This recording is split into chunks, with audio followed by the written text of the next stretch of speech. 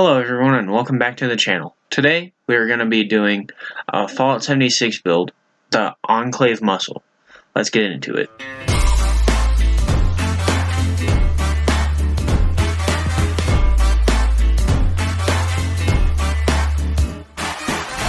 Hello everyone and welcome to my Enclave muscle build. This build is for Fallout 76 and it's to get up close and personal but also have ranged options.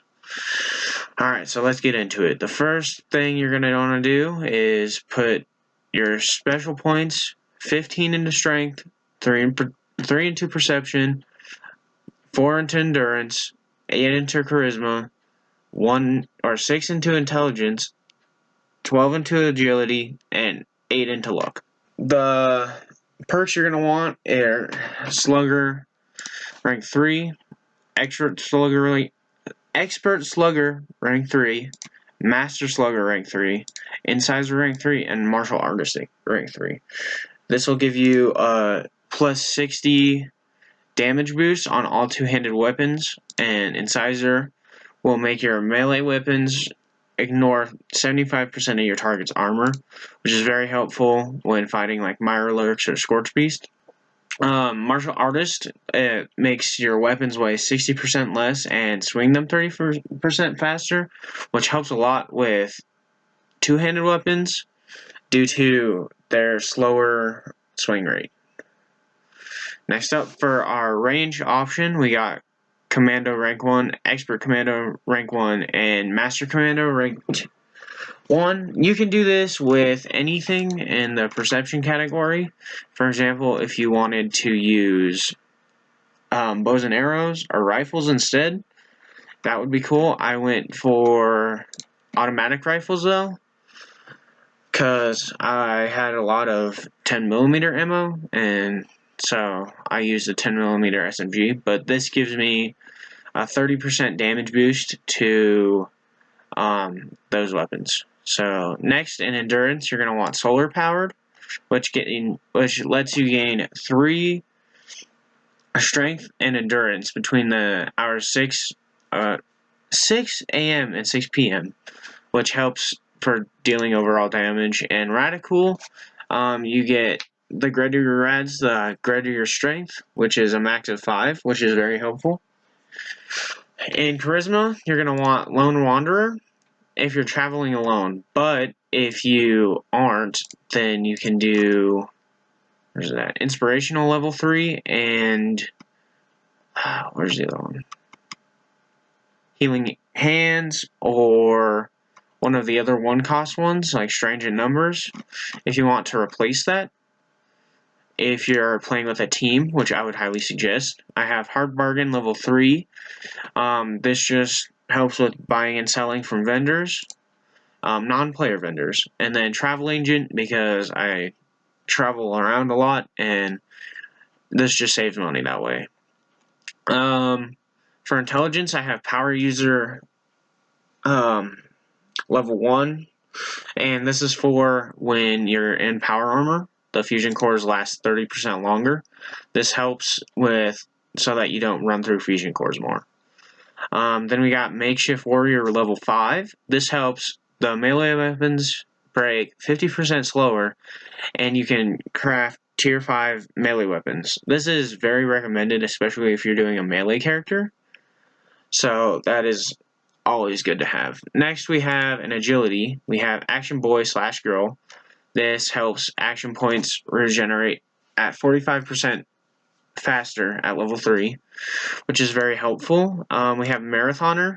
This doesn't count for power armor though, so if you want to substitute that for something else, like Through Hiker or something like that, then you can also do that if you don't want to be in power armor, or if you're going to be in power armor more. But I still keep it even though I won't be in power armor, because I don't usually run around in power armor. I only use it for combat. So that's why I have that. And then we have Adrenaline, which is good for any build. It's gain plus 10%, max 60% damage per 30 seconds, or for 30 seconds per kill duration. Duration refreshes with kills. So Basically, if you kill one enemy, you gain plus 10 damage for 30 seconds. But at level 5, you get 60% damage for 30 seconds. So, and every time you kill something else, it refreshes. So that really helps with damage output. And then we have Born Survival level 1, which when falling below 20% health, you will automatically use a stim pack once every 20 seconds. This is just helpful because this isn't a bloody build. And it's helpful when you're in tight situations and you forget to look at your health. So I always keep that there. Then in luck, we have Bloody Mess level 3. This is good for every build. And it grants you 15% bonus damage, and enemies may explode into a gory red paste. So that's very helpful. And for the next two perks, we're going to be using Class Freak and Starch Genes because we're going to have mutations on this, and that is basically required. So Starch Genes lets you so that you don't lose your mutations when you use Radaway, which is very helpful.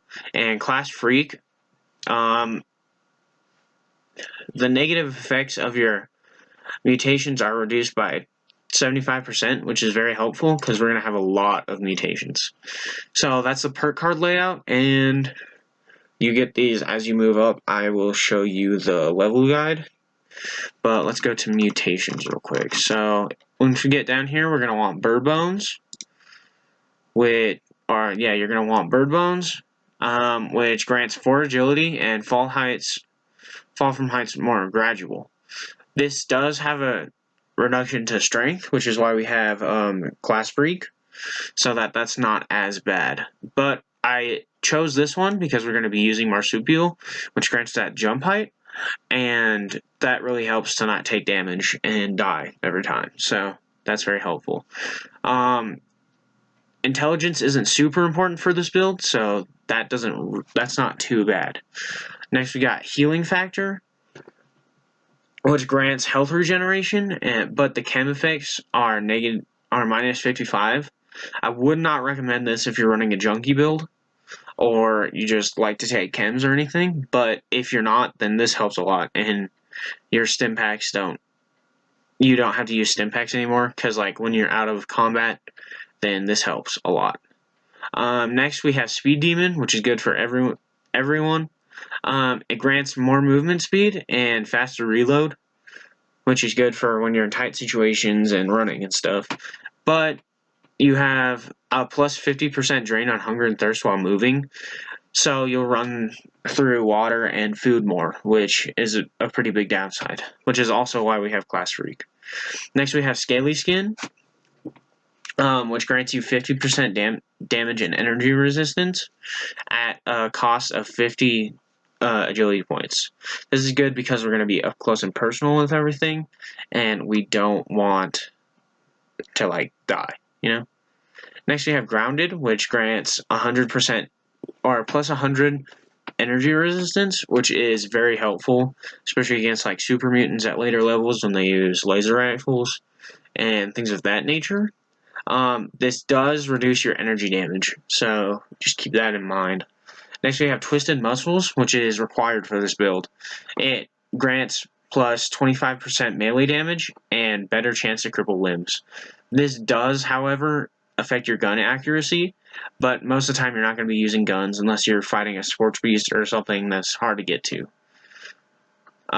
Next, we have Carnivore, which isn't really required, but it kind of works with the build because he's a strong, burly dude, This helps so that you don't get any diseases from meats, and they have a 2 times bonus from eating the meat, so it regains twice as much health or hunger. This does make your fruits and vegetables not satisfy hunger at all, or very little. Next, we have Electrically Charged. This gains a chance to shock melee attackers. When you're up close and personal and hitting things, you get hit a lot, so every bit of damage you can do to them is helpful. You can also get Plague Walker if you have a lot of diseases, but that means that you're going to have diseases, and I don't like that very much. Basically, any of these are good except for like Eagle Eyes and Egghead. But if you really want to like do this one, that one's okay. It just isn't good for like health. But it's totally up to you usually. And then we have Unstable Isotope, which gains a medium chance to release Radiation Blast when stuck in melee, or when struck in melee. The minor damage to the player during the Radiation Blast, which isn't much, but these don't do too much damage, but every bit of damage counts. So, yeah. This is going to overall reduce your strength to 1, because we have Class Freak and Intelligence to 1, but you gain plus 4 agility. You also get plus 20 carry weight and plus 300 health regeneration, but your max AP is reduced by 12.5 agility points, and energy damage is reduced by 12%, but the Cone of Fire is plus 25%, which I don't really know what that means, but maybe that's, I don't know. Maybe that's your crosshairs or something. You gain plus 50 damage resistance and plus 150 energy resistance, which is very good. We have Gradual Fall and High Jump, which are very helpful for moving and trying to get close to things and not taking damage while doing so. Your move speed is plus 20% up, and your reload speed is increased by 20%, which is very good. Your Hunger when moving is plus 13%, and Thirst while moving is plus 13%, which is barely noticeable, but I have noticed that sometimes I'll just run out and become dehydrated, but I'm not very good with keeping up with that stuff, so that's okay. You can also shock melee attackers, and when they hit you, there's a chance for a Radiation Blast, which is cool. Two-handed melee is increased by 25%, and cripple chance is increased by 20%, which is good. We don't really care about one-handed melee, but two-handed melee is very important. We also have the chems decreased by the chem potency by 13.75%, which isn't too bad. So, I mean, if you're still going to be taking chems, it's not going to be bad as long as you have Class Freak. Yeah, so this is the leveling guide. You'll have to reach level 57 to obtain all the cards, which I know that's pretty high, but that's okay. Here's the leveling roadmap. It's pretty self-explanatory. I'm going to link this in the description of this video, so if you have any questions or you want to check this out, you can do that. But, yeah, so, I just noticed that was there. Making the thumbnail. Anyway, so, yep, that is it for this build. And it does pretty good damage, but, I mean, you know, it could be a lot worse. And you'll find out that you're one or two hitting pretty much everything. It's very rare to not kill anything in your one or two hits. But when you do, it's either a really high level enemy or a Scorch Beast. But I have found that I could take down a Scorch Beast in like 12 hits with my sledgehammer, which is cool. You're going to want to use All Rise, which you get from a quest in Watoga, which has plus 90% reduced weight and plus 10 health, which is very, very good for this build if you can't find anything and until you find a better sledgehammer. And I'm also using a legendary submachine gun, or a 10mm submachine gun with armor piercing, so that helps a lot. I think I got that from the Wastelanders main quest when I sided with the Settlers. I don't know though. So basically, if you're gonna run with Commando and Expert Commando, it works pretty well. Thanks for watching, and we'll see you later. Bye.